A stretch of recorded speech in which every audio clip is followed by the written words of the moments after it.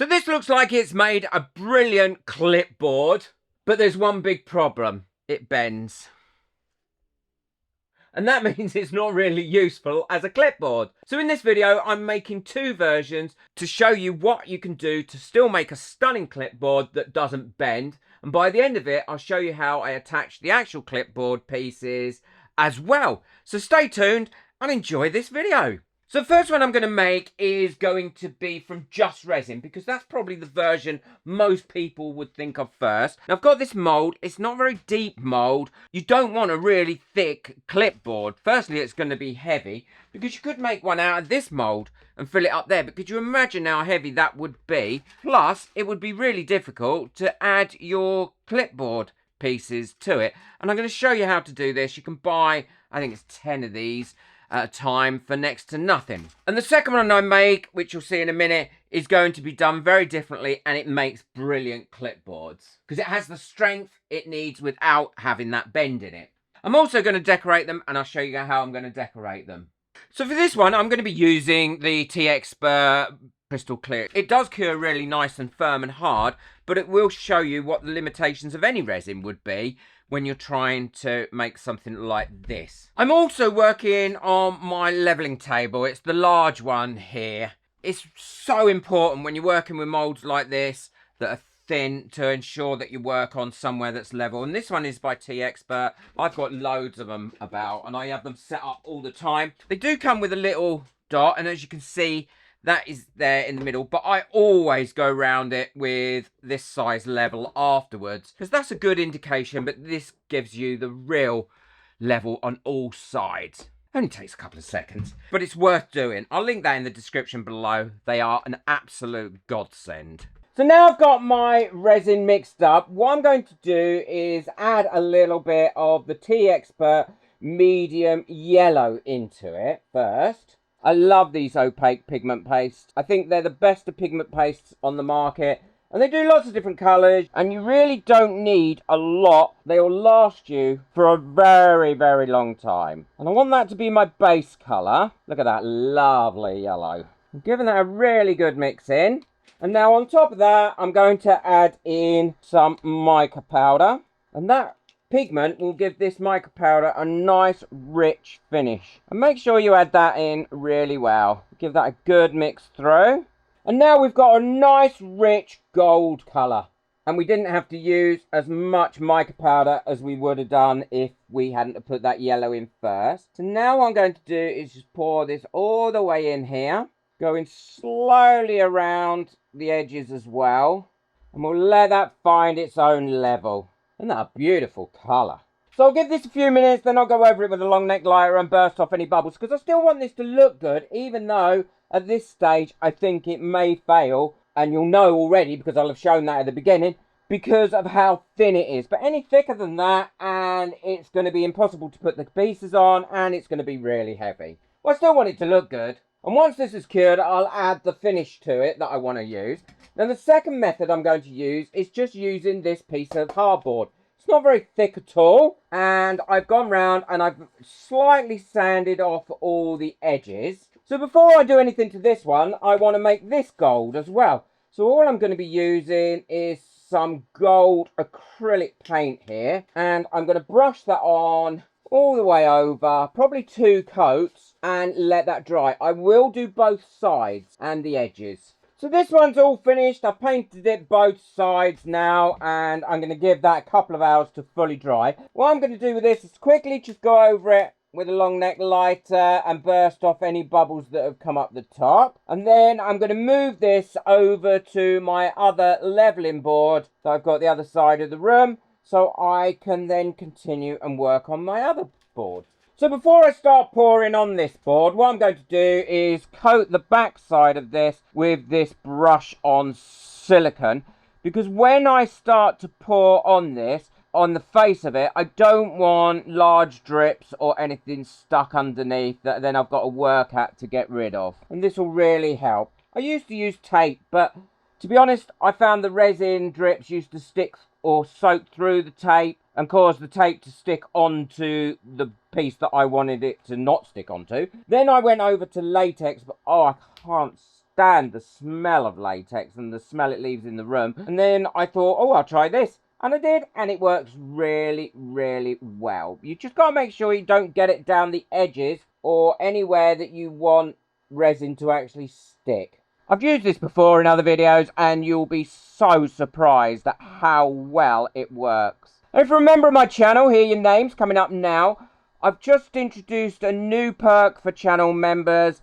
You'll now get to see the videos 48 hours before they go live. And that means it guarantees you to get your comments and that answered, as well as having the privilege of seeing the videos first. As well as that, don't forget, you've also got all the how to start up your crafting business course. There is 3 modules up there. There's a few more to go. The next one's going to be on how to work your prices out and how to make sure that you're making a profit and what to sell items at.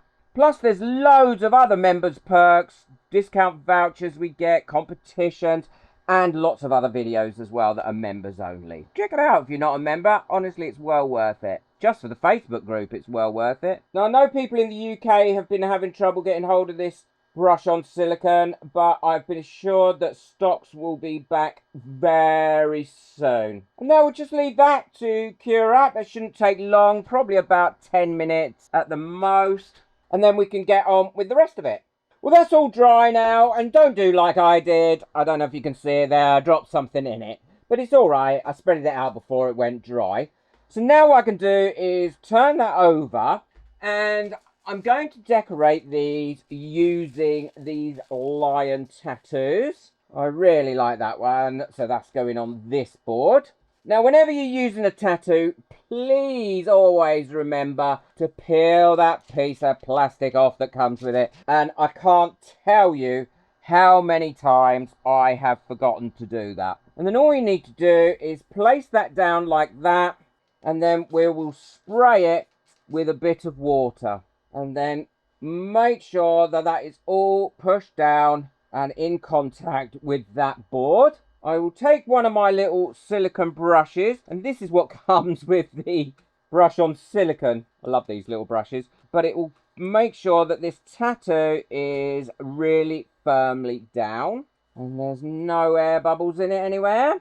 There we go, and I'll just leave that now for about 2 or 3 minutes until it's ready to come off. So that should be ready to come off now. I'm going to peel that back gently. No, it's not. It's not quite ready there.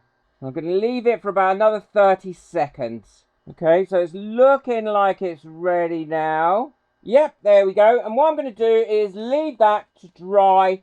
I'll mop up any water that is around it, but I'm going to leave it to dry naturally so I'm not tempted to squeeze it or dislodge it or do some damage to it, because that's what I normally do. So I'll get rid of that extra water that's all the way around its edge, and then we'll leave it to do its thing. Well, the line's all nice and dry now, and everything's ready. I think that's come out beautiful. I'm going to prop it up on these. Now, when my kit is finally available, it's going to look like this. It's got loads of brilliant things in it. It's going to be limited edition. These will come in it. So I want that on there like that. And now I'm going to slowly pour on my resin. And the reason I'm doing it slowly in a thin little stream is to try and avoid any bubbles getting fully attached to this. I'm using exactly the same resin as I used before, the Crystal Clear by T Expert, and I'm going to let it run down those sides, really, because I'm not too bothered about getting the sides covered, but if you let it run down the sides, then you tend to get a thinner layer over the top. And now I'm just going to help it on its way, just in case there's any gaps like there is there. And now I'll let it do its thing. Now, actually, this has just given me a really interesting idea, all this runoff. And I'm going to test that idea out in a couple of weeks' time, I think. Because we've got this nice and level, we shouldn't have it running off any one side too much. And this is the time when you can use a torch. Doesn't matter about using a long neck lighter on something like this, because it's a board and it's not going to damage the mold. But don't leave it in one space too long when you're doing this, because you can burn the resin. That is a really hot torch. You can burn the resin, and then you'll get streaks going through it as well. So I'm going to check this every probably about 4 or 5 minutes and just go around the edges like this with my stirring stick to get rid of any of those bits. Don't have to worry about the bits underneath because they're going to come off anyway. I'll babysit this and then I'll burn off any bubbles that come up to the top. So I've got it all ready now. I've covered it up with one of these expandable food nets. Hopefully that's going to keep any little flies off it and little fluff bits of fluff off it. I can't speak today. I'm not sure whose teeth I've got in. And then we'll leave these to cure and then we'll come back to them and I'll show you how I'm going to finish off the other one and how to put those bits on it as well to turn them into real authentic clipboards. Well, this should all be cured now. Oh, and that has stopped any of the bits getting on that, and that's cured lovely. And we don't need to use my leveling board anymore, so I can move that. And this one's also cured up. And we'll demold that in a second. But what I want to show you is, look, we've got all these little drips. And that always happens. Can you see them all on there? But once we remove this silicone, they're gone. Well, they might stay on there, but they're not attached in any way. There's a couple there that stayed on and one there, look. But no, that will get rid of all your drips and give you a lovely, clean finish. Not a single drip left on there now. They're all attached to this. And that makes such a big difference. Such an easy technique. Doesn't take long. So look at that lovely board. Lovely coating on there as well. And it's shown that tattoo off really well. So let's get to this one. Okay, it's not a bad size. And I'm going to pop the tattoo on it. Because you can put the tattoo directly over the actual resin. And I'll attach that in the same way as I did that one. Well, both tattoos are on now and they look really good. This one looks better. This looks better because it is under the resin, where this one is on top of the resin. And the trouble is, if I put another coat of resin over the top of this, it's going to make this too thick, firstly to add this to, and really to use. So that is going to get scratched off where this one isn't. So to turn this into a proper clipboard, I need to attach these to them. And they fit really well on there. You can get these really, really easily. You could measure this if you wanted to. I'm not bothering. All I'm doing is putting a mark on there where I need to drill. There we go. And now I can get a drill bit. I just need it thick enough for that bit there to go through. I'm using my Dremel to drill these pieces in with. Yep, and they fit in there perfectly. There is going to be a major problem with this one, which I'll show you in a second. So now we've got those holes made, we can just pop our bits back on there, like that. Putting those clips in there, and then pushing them into the holes. I like to have the screws on the other side, not on the top side. And then I'm going to countersink the back bits on these ones so they sit into the board rather than protrude over the top of it. So I've got these on one side. Now all I need to do is pop these in and screw these in here. And then I can show you problems with this one. There we go. So that one's done. And so is that one. They're nicely countersunk as well. So they're not going to catch on anything. The resin only one does work visually. I think that works really nice visually. Only trouble is, it's bendy. Because it's such a thin piece of resin and it's so large, it's going to bend. And it's going to bend several different ways. And there's nothing much that you can do to stop that happening. Now, if you're happy with a bendy board, then this is ideal for you, but I wouldn't be. The other thing is, I haven't put a coat of resin on the top of this, so that line is eventually, look, it's going to scratch and get worked out. The other thing is, do these actually hold paper?